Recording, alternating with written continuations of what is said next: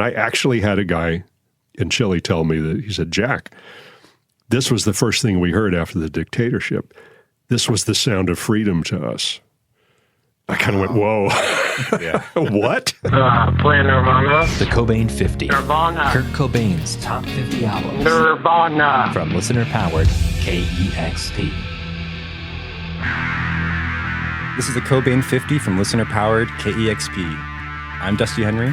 And I'm Martin Douglas. I'm Albina from El Cancionero de Kurt. Hola, chicos. And I suppose I'm Jack Endino most of the time. The legendary Jack Endino.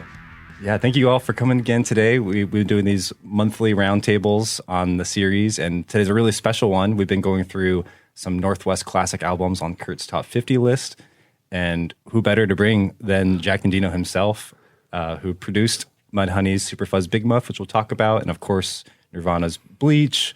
We worked with Soundgarden, who's in Skinyard. We're just so stoked to have you here, Jack. Thank you.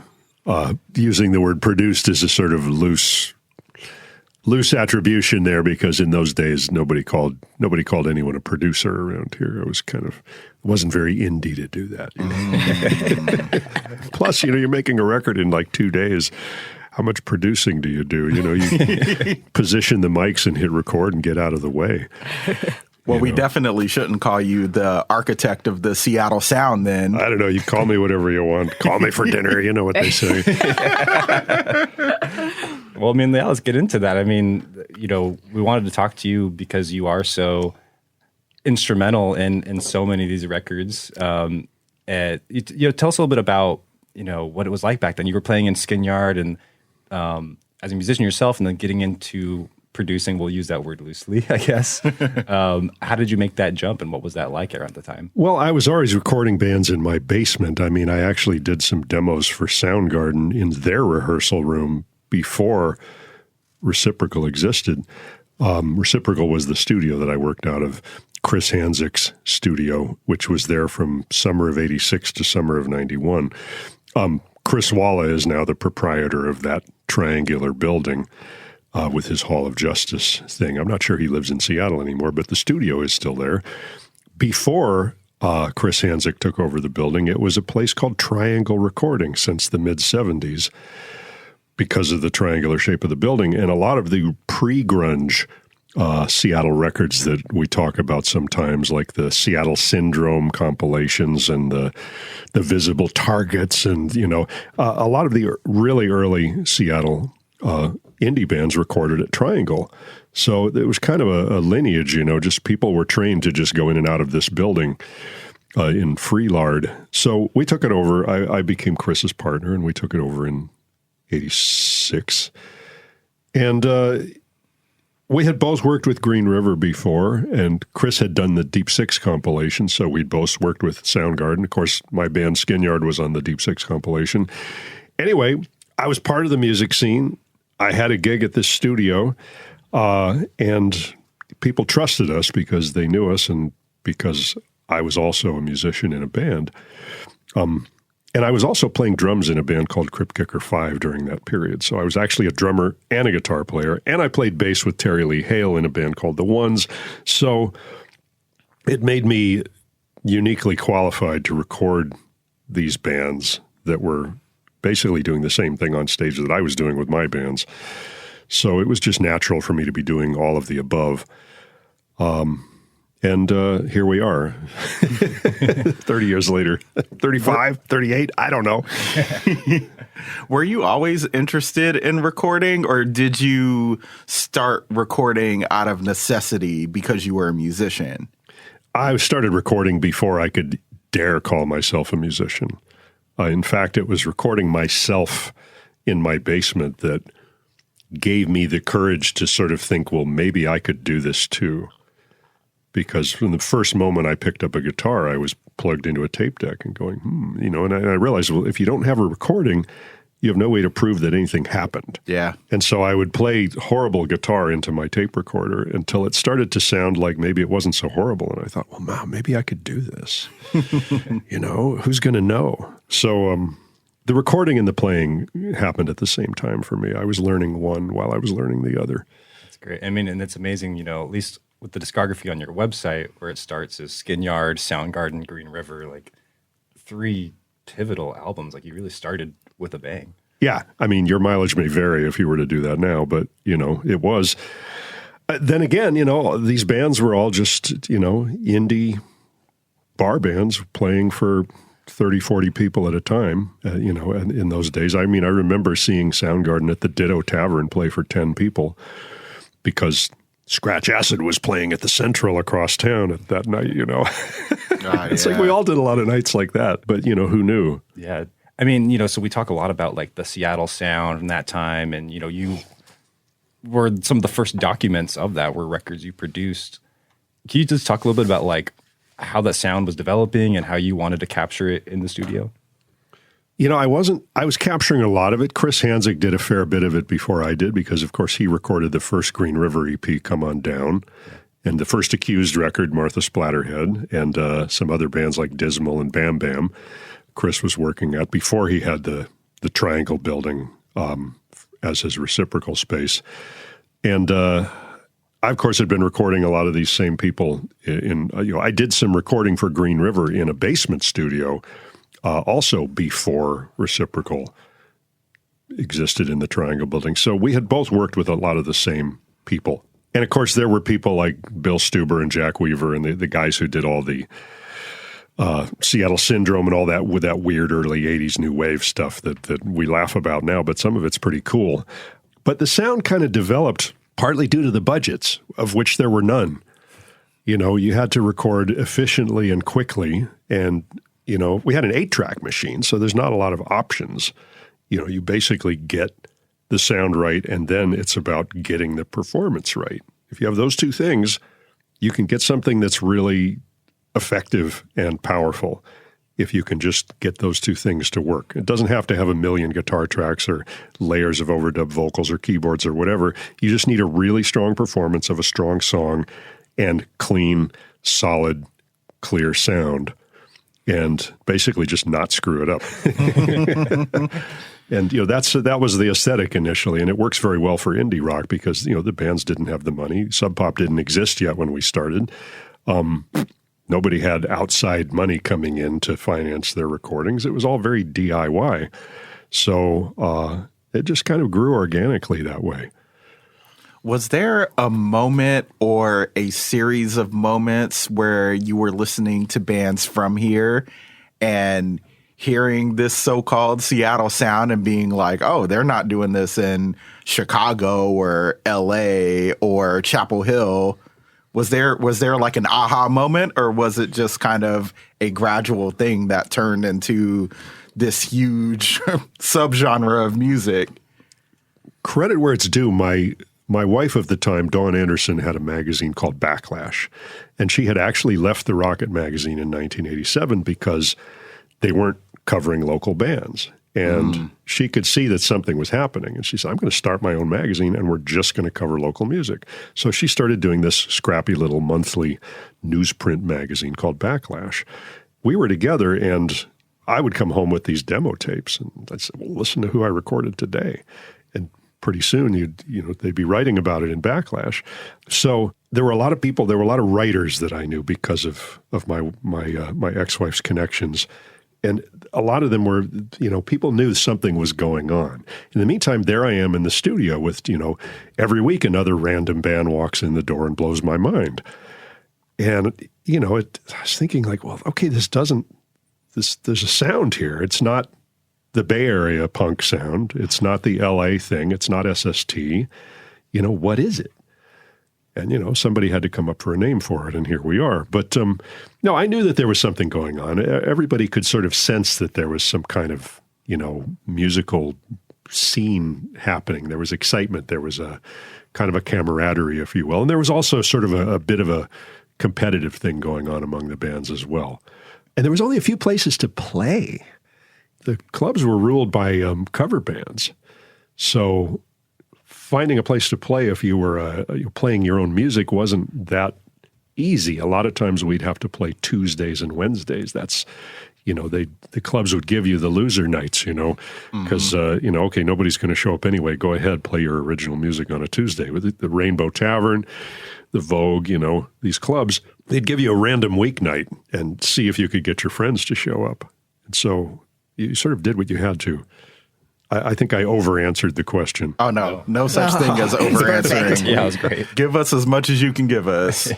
We're talking about Seattle sound and records you made. Of course, a big one that just turned 35 this month was Nirvana's Bleach, which you talked about working on a budget. Like, was it like $600 for that session? Or? Give or take, yeah. It was a series of short evening sessions, like 4 hours one night, 4 hours the next night. I think that all told it was about 30 hours of studio time booked over, several evenings. And I think we were charging $12.50 an hour total at Reciprocal at the time. So out of which I think I made $5 an hour out of that chunk. This was 1988, It might have been up to $15 an hour at that point, I forget. But it wasn't much. And the band wanted to pay for it themselves, even though they'd already been talking with Sub Pop. Sub Pop had already done the Love Buzz single, which we recorded in summer of '88. And Nirvana came in right around Christmas, and they wanted to do their album. Sub Pop wanted to do an EP, and Kurt wanted to do a full LP. And he said, okay, we're not going to take their money. We got a friend of ours we're going to borrow the money from, And that was Jason, who wasn't in the band yet. But he paid the $600. And then Nirvana was able to just present it to Sub Pop. Here, we recorded it ourselves. Here's 11 songs or whatever it is, put this out. So they came to an agreement. Bruce Pavitt originally had a different song order that he wanted them to use for Bleach, but the band prevailed, and it's the way we know it now. So yeah, they paid for it themselves just to have some more leverage over the process. And I suppose they eventually, I'm told that they did eventually pay Jason Everman back, although I could be wrong. I doubt if he's worried about it. I don't know if you want to keep talking about Bleach a little bit, but I'm curious to see if you started working with Latin American bands after or before Bleach. After. It was well after that, actually. 92 or 93 is when I first got a call from someone at Warner International, which was the umbrella organization for all of the Warner labels all over the world. And they said, there's this band in Brazil who wants to work with you. And I said, oh, do tell, what does this mean? And it was Titãs, who turns out were a pretty big band in Brazil. And they were frustrated because nobody could make a rock record for them in Brazil at the time. They felt like they'd been pigeonholed into this 80s new wave thing, and they were a rock band with Marshall amps and guitars, and they wanted to make a rock record. And they heard Mudhoney and Bleach and Soundgarden, and they said, let's get this guy. And, that led to a very long association with some of those musicians. And even as recently as a few months ago, I was working with Nando Reis from Brazil, who used to be in that band. So that was the start of a lot of international travel, because as the so-called grunge thing kind of expanded outward like a wave, as the Seattle scene became more famous, outside of Seattle, people in other countries started noticing it and going, well, wait a minute, this record, we like that way that record sounds. Let's call that guy up. So I ended up, I've been to 14 countries making records now. And most of them are weird indie records that you'll never hear in the United States. Totally. That's the strange thing, really. It's, it's almost as though I went to Mars in terms of my career here in the U.S. No one here ever hears these records. But whatever, I get to travel and have fun. You all were describing the sound from Seattle, from the Pacific Northwest, and it's impressive the impact that had in similar cities in Latin America, such as Chile, por ejemplo, that it has such a big connection, not only in terms of music, also the weather, I don't know, the color palette. We can't forget Mexico, too. Oh, yeah, There's a band called Guillotina that I did several albums for in the middle 90s. I read your article on your website about that trip. That's an old article. I know, but it's really old. That's 25 years old. I know. You were talking about the venues, the food there. Yeah. No, they have the strange Mexican tube amplifiers. I have a couple of those. Mexico's, it's like the flea markets are amazing. you go there and there's these weird electronics that what do you want for that? So,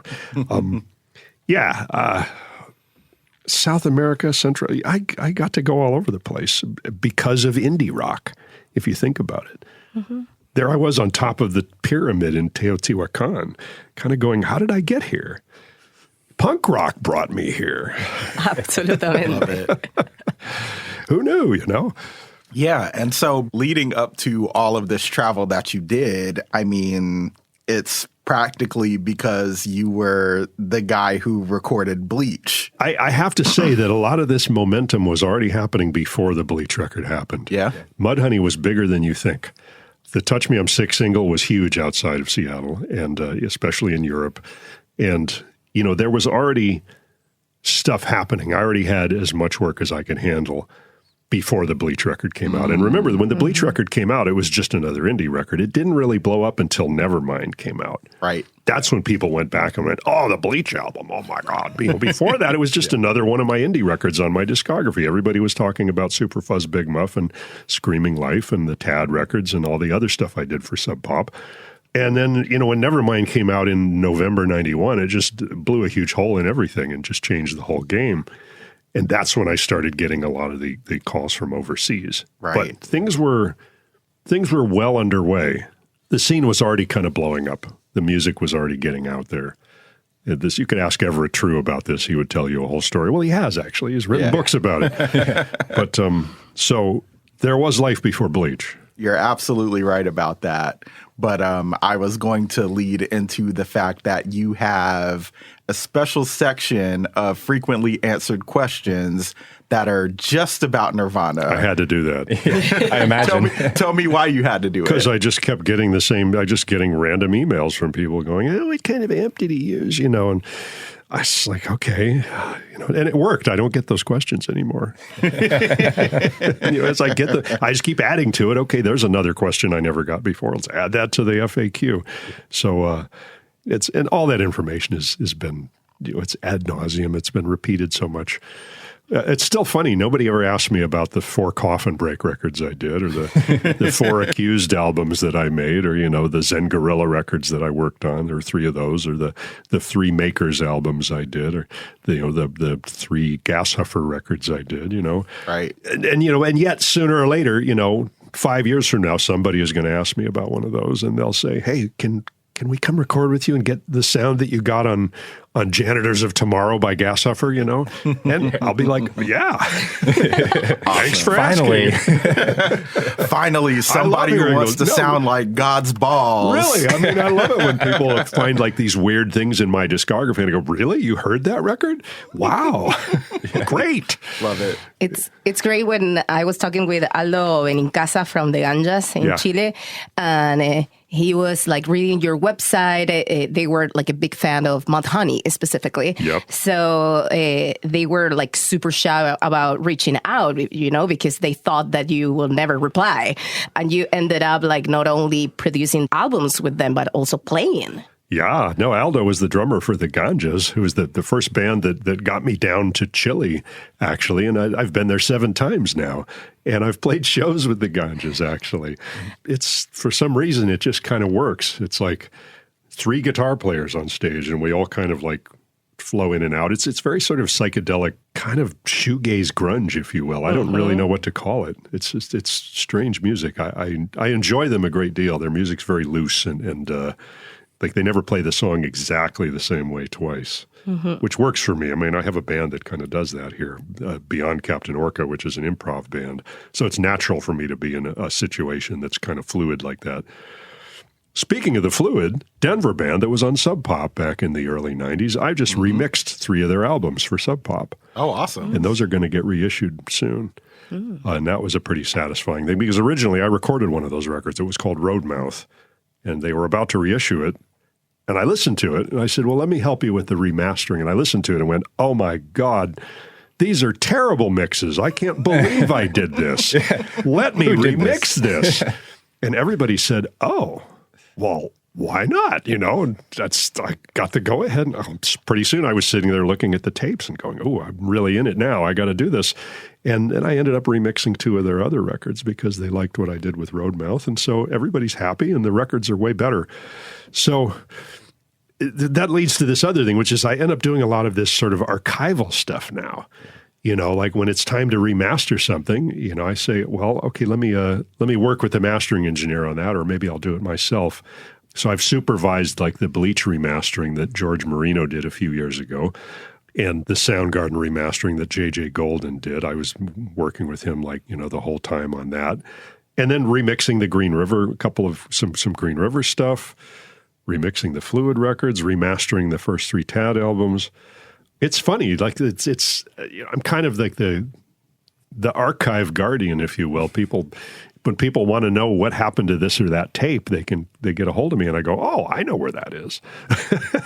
That's an important role to play. play. I know who's got that reel. Here's the number, So this stuff never goes away, even though there's been hundreds and hundreds and hundreds of bands I've been working with since that period we keep talking about, because when you started this, immediately you said Mudhoney, Soundgarden, Nirvana. That's what everybody says. Mm-hmm. And that was all before 1990. And since then, there's another 800 records on my discography or something, but that one little period when I barely knew what I was doing just refuses to go away. Yeah.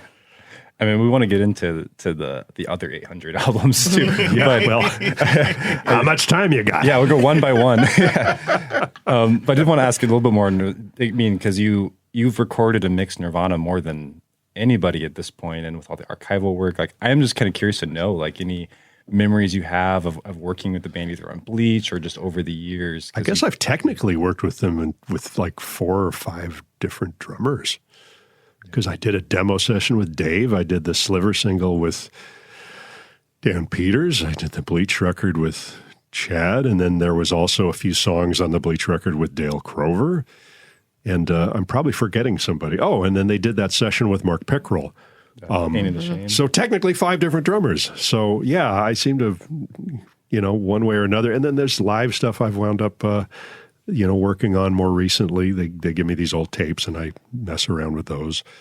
I kind of know where those tapes are as well, because occasionally something pops up on eBay or whatever. Then I get a call from management. They go, "Do you know where this tape came from?" And I go, "I know exactly where that tape came from." And they sick the lawyers on them or whatever. So it's funny, really. Seems like I can't remember what I had for breakfast yesterday, but I can remember details of a session that I did 30 years ago in terms of what was the tape format? What speed did we do it at? Did I use noise reduction? It's all here. So ask me anything, sort of. Or check the FAQ on the website. My poor wife, Mia, she has to deal with my memory on a daily basis. I think I drive her crazy because my memory is so selective. Do you ever revisit? I mean, you're obviously revisiting for remixing and remastering things. Do you ever revisit an album like Bleach or any of these albums and on a personal level? And does it bring back anything for you? Well, some of the old records, when I hear them, I'm kind of horrified. I go, well, now I know what I'm doing. And maybe I just got lucky back then. And Bleach is one of those situations where I'm thank goodness it sounds as good as it does. Because, it was 1988, 86, 87. I mean, I was only 2.5 years into my career at that point. And it was still an 8-track machine. I mean, I'm really lucky it sounds as good as it does, because not everything I did in that period sounds that good. It helps to have a band that good, where you couldn't really screw it up.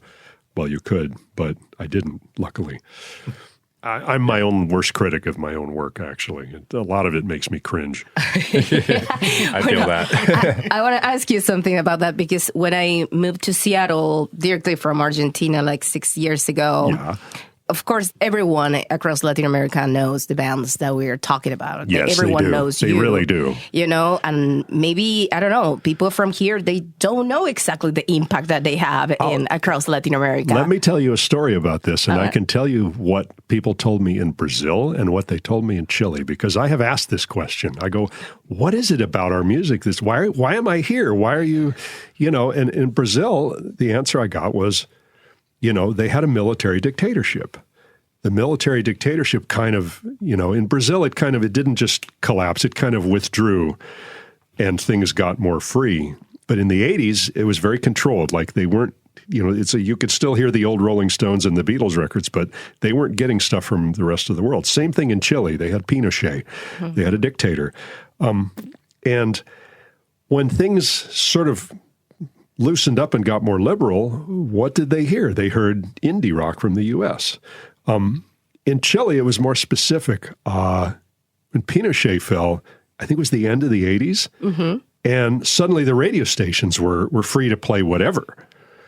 And instead of just the same Thin Lizzy and Deep Purple songs that they'd been hearing for 20 years, suddenly they were hearing the Soundgarden stuff and the Bleach and the basically the Seattle stuff.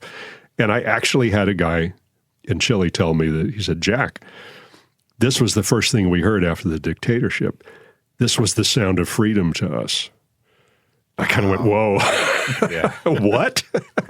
And, that's effectively, suddenly the airwaves are free, and the radio stations are pretty cool in Chile. I mean, they play what they want. I heard stuff on the radio there that I never hear up here, like really weird 70s deep cuts. And things like that. And then suddenly there's a Nirvana song, and I was like, wow, this is cool radio. So it is literally true. I mean, this is the music that was kind of a big kick in the head for these people when they heard this stuff that was coming out of Seattle right at that time in their history when they had never heard anything like that before. So it meant a lot to them, I think. Absolutely. So, yeah, and that was very humbling. Yeah. No, that's true about the sound of freedom. I think that, Pinochet in Chile, Galtieri and Macera in Argentina, those countries used to have like a big list of all the records and the bands that you cannot play it on the radio. Yeah. And it was huge. And that, I think that, of course, when someone tells you can't do that, is exactly what you want to do. So I think that the youth there, of course, they I don't know. Well, you go to jail for being in a band. Or if you played the wrong song or you wrote the wrong lyric. I mean, it drop you in a helicopter from a helicopter in the ocean or whatever. Exactly. I mean, it was not a good time to be in an indie rock band in those days back then. I can't believe that you know the story about the helicopters and all of that thing. I know about the mothers of the disappeared. Madres de Plaza de Mayo, yeah. Wow. Yeah, no. Wow, that's so... I'm surprised about that, sorry, because it's very hard to tell that story here. Yeah, there's a lot of... I've opened my mind to a lot of South American history on account of being there so many times. I mean, people will tell you. Yeah. They know. They say, oh, yeah, Kissinger. We don't like him. It's the Chileans, they're like, they hate Henry Kissinger because he was supporting Pinochet. Mm-hmm. So they have long memories. They don't forget that stuff. Anyway, we went sideways here, but it's the South America thing is pretty interesting. I mean, Europe went nuts for grunge too, but it was for different reasons. Yeah. South America they were like, this is cool and we need something cool right now.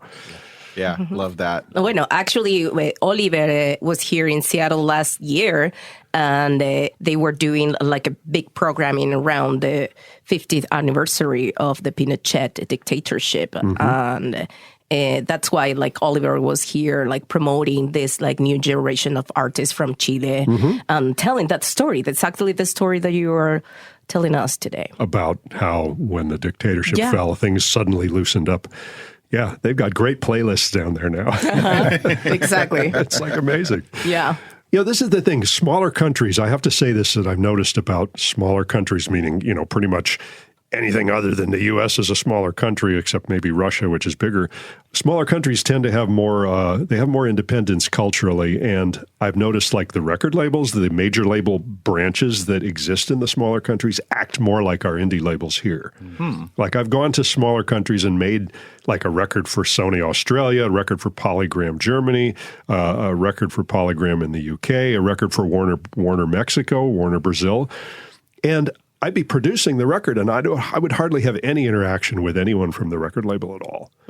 They would just like, okay, tell us what you need. They would fund the record, and then when it was done, they'd go, thank you, and they'd put it out.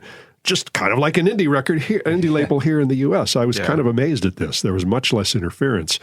And I think the same thing goes for some of the radio stations. Mm-hmm. They have a little more, they're not all rolled up into like, I could be wrong about this, but I suspect that there's a little more business independence among the stations. They're not all like, Entercom or whatever. Yeah. Like up here where, they've got 2 or 3 giant companies that control most of the radio market. Yeah, I think that we don't have money. That's why the independent radio is so big in South America. Right. And something that you were telling about the labels in the episode of El Cancionero de Kurt, we have voices from Sello Fisura in Chile, Boo Records in Peru, Laptra Records in Argentina. And the 3 of them were telling me that basically Sub Pop and K Records were like the inspiration to start record labels in Latin America. And it's really impressive, the impact, about the inspiration based on the fact that you can do whatever you want. And if you keep it local, you can make that like a global movement. And I don't know if that is the goal, to make your musical movement something global, but... No, they all try. Everybody wants to try and do that. I mean, the Theganjas sing in English most of the time. That's true. And so do, quite a few bands do that. I've gotten in trouble for, asking questions about that sometimes, but... there's labels in Santiago. There's Algo Records. There's Blow Your Mind, BIM Records, actually. And, they do really good work, these labels. And they're trying to make something happen. Mm-hmm. Brazil doesn't have an indie label scene that I know of. I could be wrong because I haven't been there in over a decade. So things may have changed. I know a couple of ones, but I know that they have like a big kind of union for independent labels and independent artists right now. Yeah. But I can't remember the name now. But yeah you're true. Mm-hmm. Yeah, they've come and gone. I don't know what's, it's the business situation in Brazil is tough. We've gone sideways, you guys. This is great. Talking about awesome. Seattle, and now we're talking about the other side of the world. But that's the point. This thing went outward and just went everywhere. I mean... there was a period when I was doing a lot of records in Europe, and then it sort of shifted to South America. Well, I was talking to one of my wife's uncles who's from the Philippines, and he's talking about like in the 90s, like these cassettes would arrive, like Mudhoney, right. Nirvana, but with no context. They had no idea what these bands were. Yes. And piecing together like a Mad Season cassette would come like, wait, this guy sounds like this guy, and like trying to piece the puzzle. But like, it's just kind of amazing to think like, this sound that was like a local scene suddenly, like Albina saying, is everywhere, and everyone can now be a part of this sound. I did a mastering job for a band from Indonesia. They were called Mud, and they sounded exactly like Dinosaur Jr. I mean, not exactly. It wasn't like an imitation, but that was kind of the style. It was this loose, noisy garage, guitar rock. I was like, what? Really? I'm not even sure what language it was in, but it was kind of amazing. And, I've never heard anything more from them. I don't know what became of it, but you just never know. I mean, speaking of Mudhoney, another record we talked about on the podcast recently. Right. And like you said, like before Nirvana's Nevermind came out, like Mudhoney was like kind of like the band. That was really breaking out. They were, and I got to say that I don't think they've ever made a bad record. No. Every record is interesting. It has got something interesting on it, and I mean, Mark's lyrics, I just like the way he writes.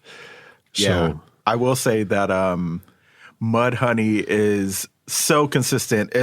We talk a lot about the curse of consistency, and I feel as though Mudhoney is so consistent that people kind of forget about them when a new album comes out or a new album cycle drops. It's like, oh, Mudhoney put out a new album. Okay, what else? Well, after 30 years, it's hard to keep people's excitement going at the level that it was when you first came out the gate, but there's something to be said for longevity, Yeah. And being able to still do what you want to do. There's a certain contingent of people that I call lifers, those of us who are still kind of doing it, even though, we're not making a living at it. We don't need to be doing it. I'm still in 3 bands, and it's for the fun of it. It's to keep your spirit alive. It's art. It nourishes your soul. I'm long past the time when I would be even slightly concerned with being in a band, being a career, or any sort of I'm not going to go on tour. I'll put out a record and make 100 copies or 200 CDs or, 500 vinyl or whatever, but that's enough. Already been there, done that. But, you still got to play. You still got to write. Tom Price is still playing, with the Tom Price Desert Classic. And, nothing stops him. And this is the guy who was in the U-Men in 1982. Yeah. Tad still has a studio, still records albums. Chris is still doing stuff. He just played Easy Street last night. I was there. That was great. Were you? Yeah. Yeah, the Bonafide band, Chris Novoselic's Bonafide band. I think they're pretty cool. Yeah, played Love Buzz. That must have been nostalgic. Did you notice that the arrangement they did is more like the original Shocking Blue? I did notice that the tempo was a little different. It's completely different. Yeah, I was like, this is Love Buzz, but it's different. If you go back and listen to the Shocking Blue version, it's like dead. They just totally went back and did the original, including the female vocals and everything. Yeah. It was clever. I was like, yeah, this is the way to do it. Great. Nice. Yeah. Do you have any Working Mudhoney, like you talk Touch Me, I'm Sick, such a huge defining song of that era? Like, do you have any memories of recording with the band? A little bit. I remember at the time I lived just a few miles away from the studio, and I remember that the band showed up to record and they needed a slide for the guitar part on Sweet Young Thing, which is the B-side. And I said, oh, I'll just run home and get you a guitar slide, which I did. And brought them a slide to use on the guitar part on Sweet Young Thing. Other than that, I think it was their first session with me. I think it was the first time Mudhoney had been in a studio as Mudhoney. I mean, I recorded them before the various members in other bands I'd recorded, but Danny had been in Bundle of Hiss. Mark, of course, had been in Green River. But that was their first session, and they did the 2 songs for the single, and I think 2 or 3 other tunes that ended up getting released on B-sides or singles or Amphetamine Reptile compilations or whatever. And all together, I mean, we probably spent 5 hours in the studio. I'm sure they were gone by dinner time. And there it is. You just never know. We're talking about the bands that we've covered on the show over the past few weeks. And I, in particular, was wondering if you had any opinions on Beat Happening. Like, what did you think of them when you first heard them? Did your feelings on them evolve? Like, tell me about it. Tough question, because I didn't ever see Beat Happening play a show. I did see, I think it was called Calvin had another project that was kind of a dance groove project. What's it, the Go Team? No, I think it might have been the Halo. Dub Selector, Dub Narcotic Sound System. That's it. Just for the record. Yes. Yeah. They were amazing. Yeah, so good. Oh, my goodness. He had a very funky rhythm section, but he was doing his Calvin thing in front of it. And I saw this at the old Vera Project. In fact, it might have still been the Velvet Elvis. I'm not sure. I think it was the original location of the Vera Project. And it was amazing. I was like, because Calvin is a unique performer. There's no one like him. And I couldn't take my eyes off the stage. It was the damnedest thing. But I never got to see Beat Happening because there's a lot of bands that I didn't get to see in those days because I was always in the studio. Yeah. I didn't even see Mudhoney on stage until like maybe a couple of years after I recorded them the first time. Because I just was, I was either out of town with Skin Yard. We toured a lot too.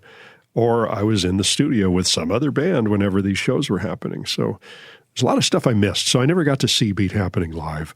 And I couldn't really tell you much about the early records. I have the Black Candy record, of course. Mm-hmm. That's the one I remember a little bit. Yeah, I have the Black Candy tattoo. Oh, my God. He does. There it is. Okay. Good on you, Calvin, whatever you're doing right now. He just put out a solo album last year. It's probably my favorite thing he's done since Beat Happening. Really? Is it super cool? Yeah, it's really good. He probably knows all the interesting people to call up and say, hey, you want to play on my record? Oh, yeah, absolutely. Yeah. He got a band from Mississippi called Hartle Road to back him. Oh, damn. Yeah. Yeah, they're really good. Olympia was a world away from Seattle in some ways. Of course, and if you didn't have a car, it really was a world away. Of course, I had a car, but I'm just saying it was a whole different scene down there. And I didn't have much interaction with Olympia until somewhat later. Calvin got me down there to record a couple of Fits of Depression records in the 90s. Oh, yeah. And that was kind of fun. I think I might have even stayed at Calvin's house. I can't remember. it's the sessions took like 2 days or something. But that was kind of fun. But I never got to record Calvin or any of his bands, actually. So I don't think I'm the authority on that. Well, yeah. I lived in Tacoma for about a quarter century, so I know exactly what you're saying when you say the South Sound is a world away. It's a whole different thing. Yeah. It was like herding cats to bring my friends out to Tacoma for any reason. Oh, yeah. Tacoma, where's that? The real I live on underground. Capitol Hill, I don't need a car, and, it's just funny, really.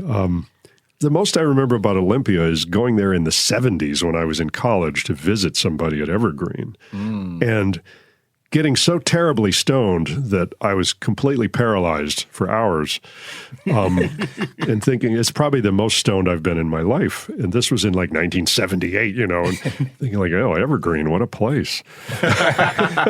This is something out here. These people are something, And, Let me tell you, it hasn't changed much. I don't know. It's my memories of Evergreen. No, I've been down there talking to Terry Setter's recording class a few times since then, actually. And no, it's a lovely place. It was so. I mean, the 70s were the 70s, and Evergreen was in the middle of the woods, and it was just. I mean, people got away with murder there. Yeah, literally. I mean, yeah. Unfortunately, literally. Yeah. Well, speaking of like worlds away, even a little bit further, Portland and the band Wipers. Hello, Greg Sage. Yeah, Greg, My goodness. I noticed he was linked on your website. I was curious if you have a relationship with Greg or his music. Linked on my website. Yeah, it was like under like other producers to check out. Greg Really? Is that's buried on my website? You have a very somewhere? deep website. Well, We've no, been I probably working. should- I don't think I've updated that in like 25 years. I probably should try and find that and take it down because I don't think I knew that was still there. My website is hand-coded HTML, so I'm a little lazy on maintaining it. I a love lot of your treasures in website, there. by Yeah, the way. It's one of my favorite websites Honestly, so far. I literally coded the whole thing by hand, but it all fits on a floppy. What's a floppy? Okay, never mind. I didn't ask that question. I remember. Yeah. Okay. The Wipers. Okay. So Portland, it's strange really because I got to see the Wipers a couple times. They were amazing, and none other than Matt Cameron, who was the first drummer for Skinyard, is the guy who took me aside and said, "You got to listen to the Wipers." This was in like 1985. They were a huge favorite of Matt's. Was the Wipers, which. Now, many years later, I noticed that he's did a couple shows doing a Wipers cover band, which I thought was, oh, good. Matt finally gets to get his Wipers fixation out. Because Matt can play guitar and bass, and he's a multi-talented. He can sing. I mean, he could, So, but he was the one who turned me onto the Wipers when he was in Skinyard in '85. And Over the Edge is still one of my favorite records. Yeah. It's a huge record for me. And I love Greg Sage's tone. I love his vibrato. I love the way he records.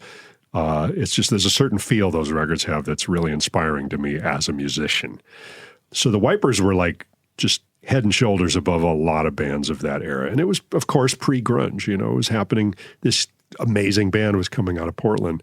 And, he kind of got screwed by labels a bit. Eventually ended up doing his own thing. He has his own label now, but Wipers were huge for me. Now, Napalm Beach was another band, gave Skinyard some of our early shows. As it happens, many decades later, I ended up doing a lot of work for Chris Newman. After he got clean and sober and was making some really good music, I did a couple records for him. One's called Beachcomber. I don't know where you'll find it, actually, because he wasn't very good at promoting any of it. He just made some CDs, put it up on his website, and that was that. But Portland was had a thing. And Skinyard played a couple of shows in Portland. It was always kind of, I don't know, Portland had a strange vibe to it in those days. Nobody could quite figure it out. I did work with Hazel. That was pretty cool. That was in the 90s. And I'm trying to think, not a lot of bands I worked with from Portland, actually, as an engineer at least. So I couldn't tell you that much, but there was something going on there. I never got to work with, oh goodness, what was that band? Oh, they're a punk band from Portland, really gnarly. You know who I mean. Poison Idea. Poison Idea. Yes, of course. Oh, my God. What a band. I saw them a few times, though. Whoa. That would have been an interesting band to record, actually. I probably could have done a really good job for them, but I don't think they needed my help. Yeah, Portland. What a strange place. Yeah, there's still vestiges of that when you go down to Portland today. There's a little hazy, weird kind of its vibe. own deal. Yeah, I know. But, and Greg Sage moved to Arizona eventually, He's like, I'm out of here. And I have a question. Like now, Jack, who do you get music from? Like, how is your music discovery process? Like, and how do you balance that with all the idea that the people have about you working and the association with the grunge and Nirvana and etc.? Well, I just get music in email. Like, half my work now is mastering. Honestly, I do a lot of mastering, and it just comes from all over the world. And I just never know when I open my email in the morning, well, what's it going to be today? And there's always some random band sending me a message through my, the little form on my, it's on my Bandcamp site, actually. That way they don't see my real email. And there's like, hey, we've got this EP we just recorded. We need it mastered, and here's a couple MP3s. And I just never know what it's going to be. It could be amazing. See. It could be terrible. Yeah. But, it's like, okay. And, I know that Oliver brought like some couple of albums like last year, and you sent some records back to Chile through Oliver. Oh yeah, like he came for a visit actually. Yeah, I know yeah. Oh, they come, they come to Seattle and they hit these, right? They know, they hit the record stores and they got an empty suitcase with them and it goes back full of records. This is what happens. One of the Brazilian bands who worked with me, the guy bought a drum set and brought it back to Brazil somehow. I don't know who he paid off at the border, but he somehow managed to get it in without paying the big duty on it. Or he said it was worth $300 or something. I don't know. Oliver knows. No, how they to do the that. same thing in Chile, So, but yeah, no, whenever anyone comes up here to visit, they always like, okay, Easy Street, what's the one in Ballard? You know what I'm talking about. Sonic Boom. Yeah, they'll hit those. They'll be like, okay, Jive Time, whatever, here we go. And then they come back to my house and they're like, okay, look what I got. I'm like, oh man, it's an 8-inch thick pile of vinyl. You went together to Powow? I don't know if I'm mentioning this correctly. Which? You went together with Oliver to this like convention or something with different. Oh, the Powow. Powow. Yes, sorry. I took him to the United Indians powwow at the Indian Center at Discovery Park. You know the one I'm talking about.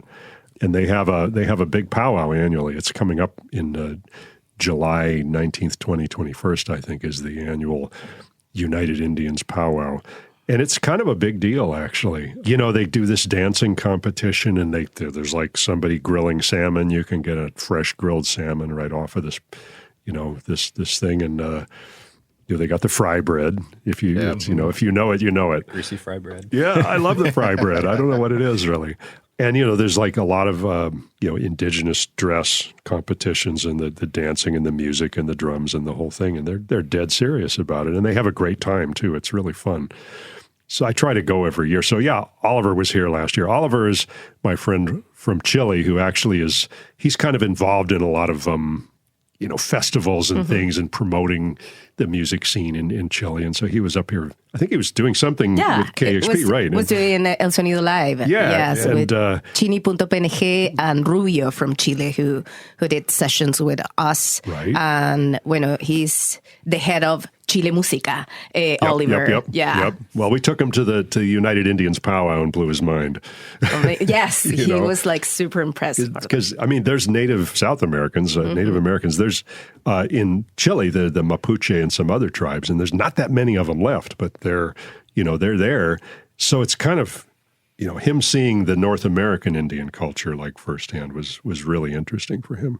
Kind of a nice surprise. Yeah, it was. Yeah, and I believe that place is a Totem Star Cultural Center. The Daybreak Star. Daybreak Star. There it Daybreak is. Star Cultural Center. Daybreak Thank Star. you. Yes. So, yeah, July, I believe it's July 19, 2021. Somebody check me, but that's the powwow this year. I recommend it highly. It's really fun. As we wrap up this conversation with you, Jack, I particularly, and I know everyone here, but I particularly wanted to get your thoughts on the current scene in Seattle, because you still record bands in town. You've recorded the Black Tones. Right. You've recorded one of my personal favorite bands here, Black Ends. Oh, yeah. Muñeca, who moved from Mexico to Seattle because of the Seattle sound. I did do a couple of songs for them recently. Yes, that's true. Yeah, I haven't seen them play yet, but I did record them. They're really good. Or maybe I mixed it. I'm kind of blanking on that. I think maybe I just mixed it for them. I'm kind of not sure. I think that you mixed, Bambi, the song Bambi. That is true. Muñeca. And there may be something else in the pipeline too. I think there was a couple of tunes. But yeah, okay, this is tough because there's an abandoned building next to my house. It's going to turn into a condo someday, but right now it's just a bunch of plywood over the windows. And of course, the wheat pasters have discovered it. And the Capitol Hill Block Party posters appeared, and then they got covered over by Bumbershoot posters. So I was walking by there with my wife Mia the other day, and we were looking at it and going, who are these bands? We're old. I don't know who any of these bands are. It's terrible. The bands I know are the ones that come to me in the studio that I work with, and a lot of them are not from Seattle. Mm-hmm. So I'm not as in touch with the local music scene as you would think. There's certain bands I've worked with. Always there's certain local bands that I work with, but then there's there's so many other bands. Yeah. That maybe I might, master a song for them or something, but I haven't actually met them yet.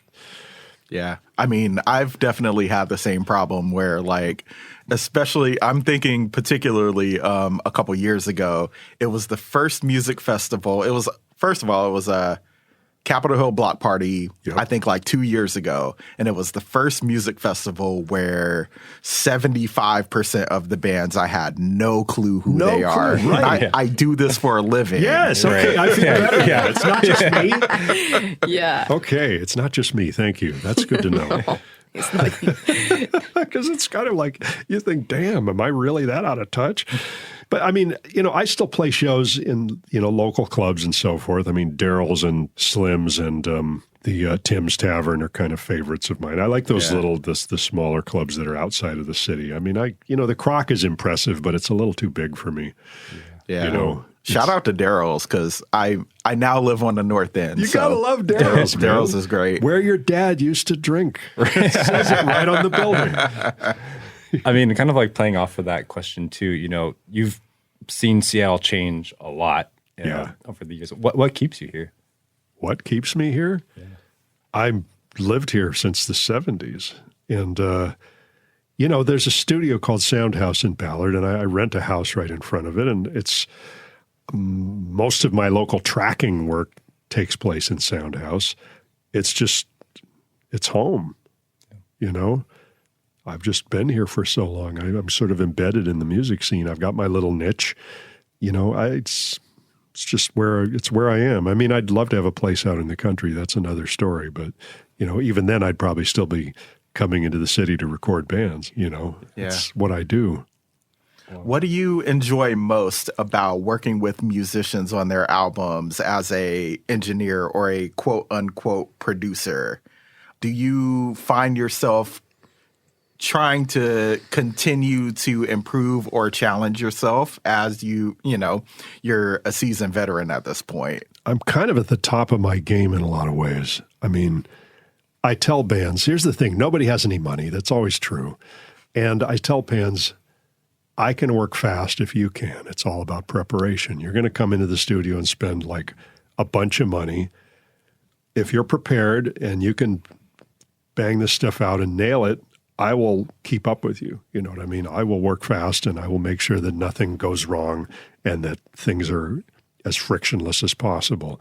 Because a recording studio is a pretty unnatural environment. It can be intimidating for people. It's a little sterile.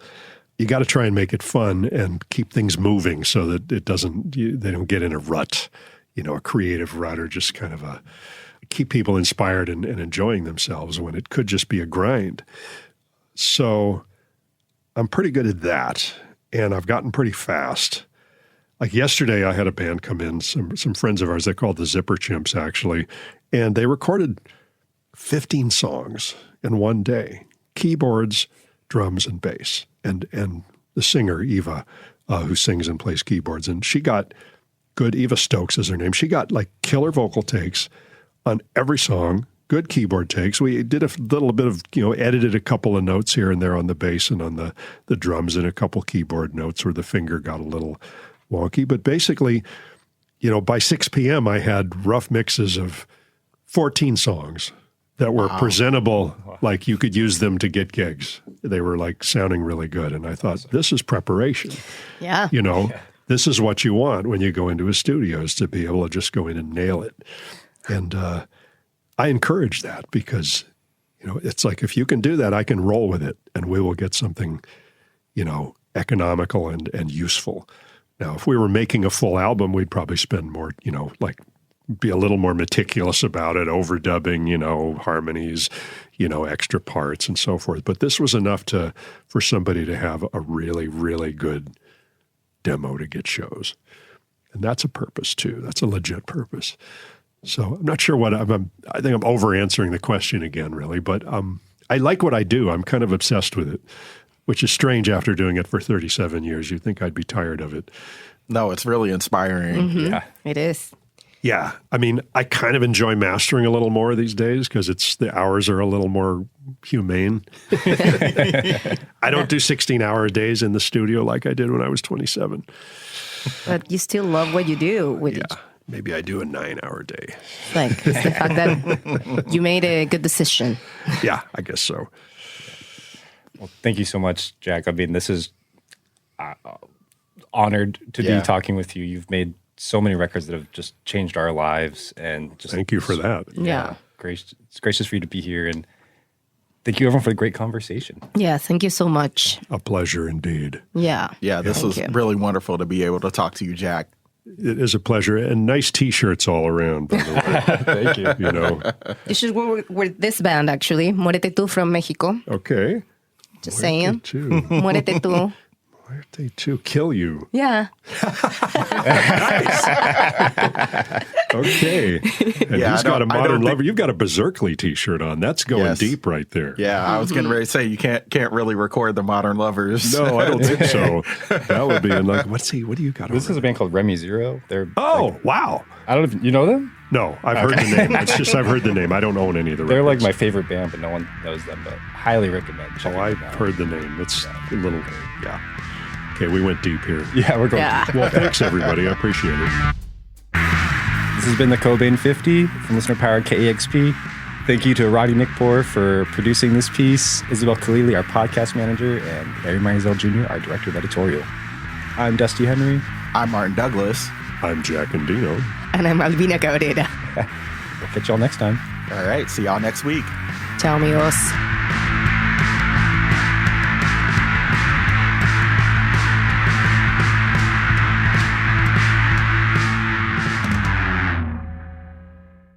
Three, 2, 1, go. Right on cue. Cracking open another round table. Perfect. So they're trying to make a beer-flavored sparkling water. Yeah. It's like LaCroix beer. It's really refreshing, Hop essence and citric acid. I'm not touching this. The Cobain 50 brought to you by Hopwater. Give me the coffee.